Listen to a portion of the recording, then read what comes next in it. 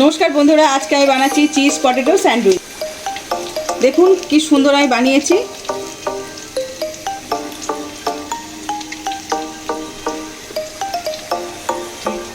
তাহলে ভিডিওটা আপনাদের শেষ অবধি দেখার জন্য অনুরোধ রইল। স্যান্ডউইচ বানানোর জন্য আমি এখানে দুটো আলু সেদ্ধ করে নিয়েছি। কড়াতে আমি সরষের তেল দিচ্ছি, তেল গরম হয়ে গেছে, ওর মধ্যে গোটা জিরে দিলাম, ওটা ভাজা হয়ে গেছে। এবার কাঁচা পেঁয়াজ দিলাম, লঙ্কা কুচি দিয়ে দিলাম,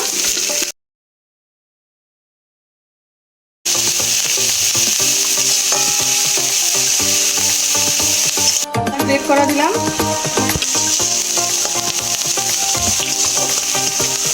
এটা আমি হালকা করে একটু ভেজে নেব।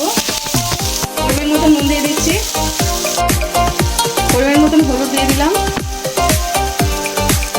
জিরের গুঁড়ো দিয়ে দিলাম 1 চামচ মতন, 1/2 চামচ মতন লঙ্কার গুঁড়ো দিলাম, 1/2 চামচ মতন ধনে গুঁড়ো দিলাম। একসঙ্গে নেড়ে নিচ্ছি, অল্প করে জল দিয়ে মশলা কষিয়ে নেব।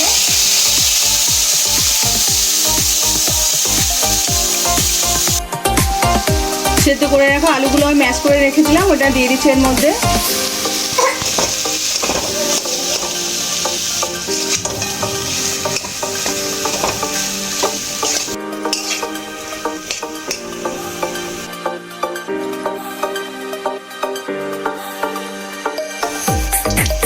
আমার আলু পুরো রেডি হয়ে গেছে। এর মধ্যে অল্প করে একটু ভাজা বাদাম ছড়িয়ে দিয়েছি। এবার আমি এটা নামিয়ে নিচ্ছি। এখানে আমি 1 বাটি বেসন নিয়েছি, বেসনটা আবার এর মধ্যে ঢেলে দেবো। 4 ভাগের 1 ভাগ আমি খাবার সোডা দিলাম, অল্প করে নুন দিয়ে দিচ্ছি। এর মধ্যে আমি 2 চামচ মতো ময়দা দিয়ে দিচ্ছি, একসঙ্গে সব মিশিয়ে নিচ্ছি। এটা আমি এবার জল দিয়ে দেবো। আমি একটা গাঢ় ব্যাটার বানিয়ে নিচ্ছি। আমি দেখুন গাঢ় ব্যাটার বানিয়ে নিয়েছি এরকম একটা। আমি এখানে ব্রেড নিয়েছি, ব্রেডের আমি চারপাশের অংশগুলো আমি কাটছি না, আপনারা চাইলে এগুলো কেটে বাদ দিতে পারেন। এবার এটা আমি কেটে নেবো কোনাকুনি ভাবে।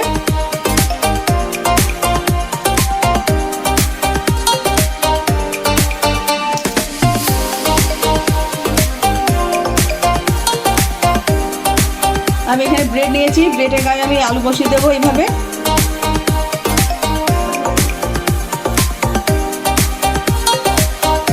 এবার এর উপরে আমি মজুরিয়ানা চিজ দিয়ে দেব।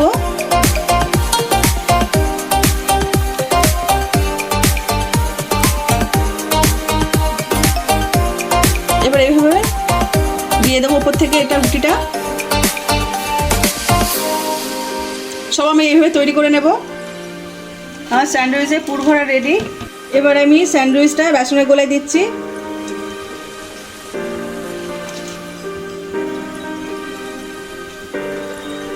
কড়াইতে আমি তেল দিয়েছি, তেল গরম হয়ে গেছে, স্যান্ডউইচটা আমি তেলে ছেড়ে দিচ্ছি।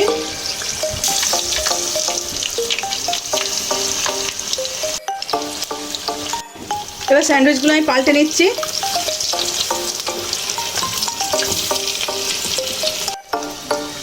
স্যান্ডউইচগুলো আমার ভাজা হয়ে গেছে, এবার আমি তুলে নিচ্ছি।